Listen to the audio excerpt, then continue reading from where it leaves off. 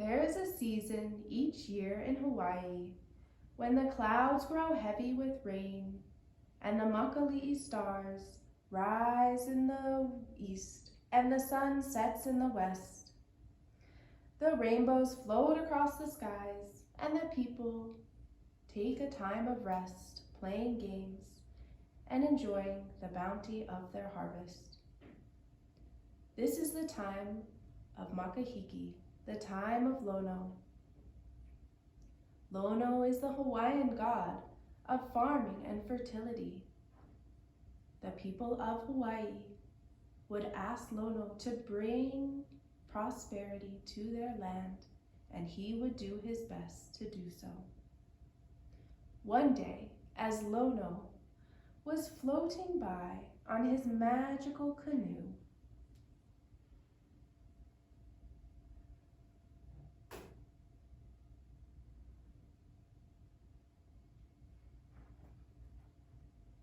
he heard the sound of a drum of an old tutu beating her kapa. He saw a village with the villagers working so hard. He saw fishermen casting their nets. He saw the old tutu making her beautiful kapa. A boy pulling kalo, and a little girl weaving her baskets.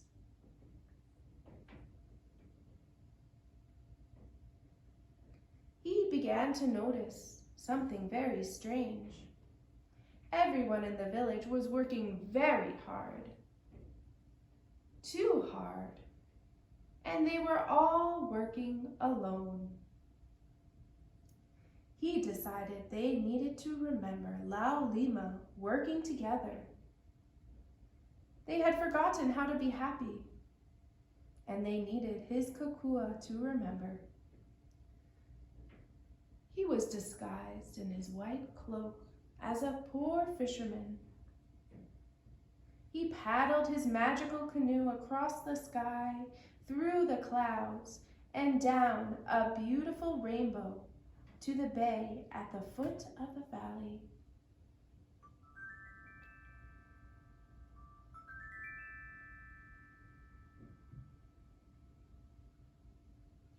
It was almost sunset as he pulled his canoe up on the shore. The fishermen were also returning home to the village from a long day at sea. Lono began to gather firewood and banana leaves.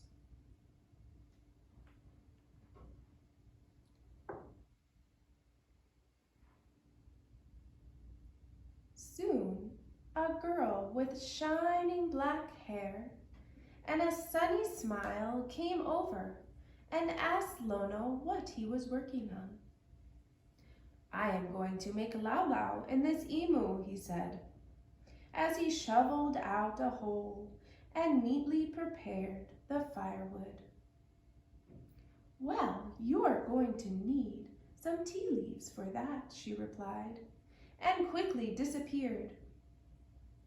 Moments later, she returned with an armful of large, shiny tea leaves and presented them to Lono. "Mahalo nui loa," said Lono, as he bowed graciously and thanked her. He went back to work. He began cleaning the tea leaves, and before he knew it,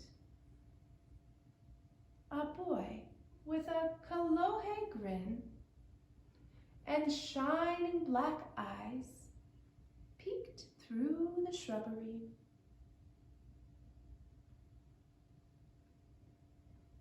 The boy asked Lono, "What are you doing?" "I am making laulau," Lono told the boy. "But you don't have any kalo root."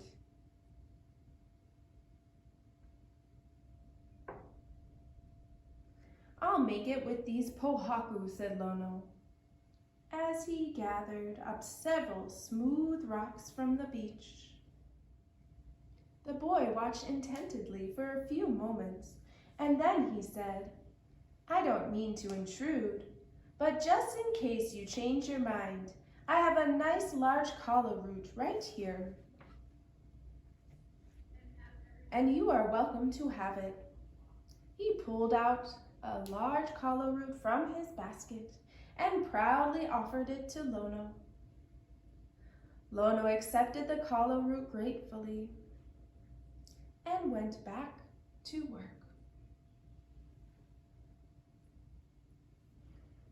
After a little while, the old tutu came peeking through the bushes to see what was happening. She had gray hair and a smile that crinkled the corners of her eyes. She was a kapa maker and renowned for her fine, lacy kapa with intricate watermarks and richly colored ties.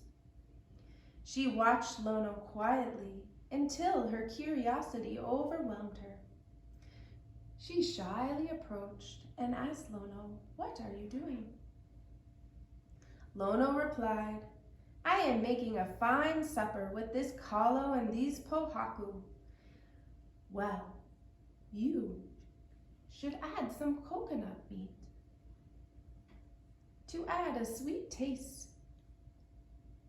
Lono said, "Oh, that sounds delicious." She ran and gathered her coconut and added it to Lono's meal. Now, the fishermen had been watching all along. They agreed to bring all the fish they had caught that day to Lono's dinner. They had been very lucky and had caught several fine fish.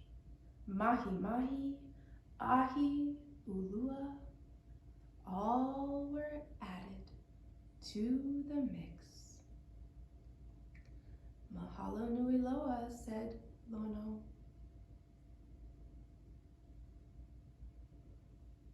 Pretty soon, the smell of the cooking from the imu wafted over the whole village, and they all gathered with their baskets and armfuls of food. When the food was ready, they all sat down to have a feast together and fill their bellies with tasty laulau from Lono's imu.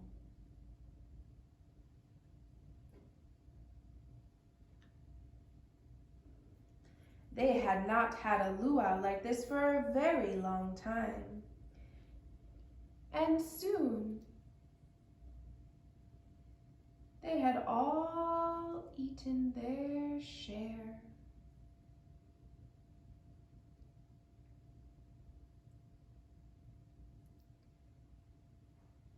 Before they knew it, someone began to sing an old song, and they danced the hula. E Hawaii e ku'one hana e ku'uhome kula iwine oli no ina pono lanio e Hawaii aloha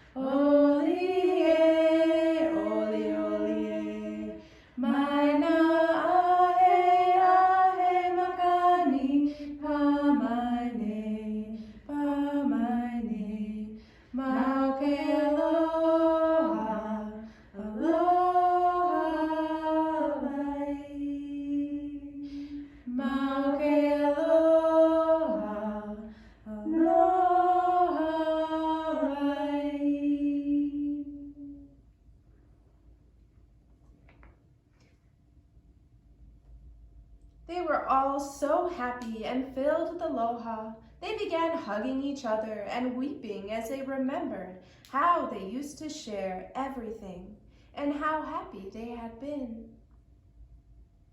They vowed never to forget how much they loved Laulima working together and sharing together. When Lono saw all the people sharing their food and welcoming him so grandly, he wept with joy too. Lono knew that the aloha spirit was healthy. He cast off his disguise.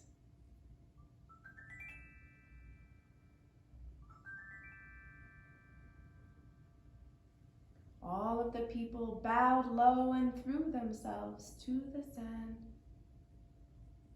But Lono said, "No, no. You shared all you had with me when you thought I was a mere fisherman. You have remembered Laulima and you have remembered aloha.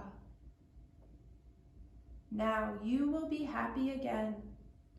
Lono bid them rise up and rewarded their pure spirits by blessing the fields and canoes so they would always have plenty to eat and extra to share with strangers. Snip, snap, snap. My story is told out.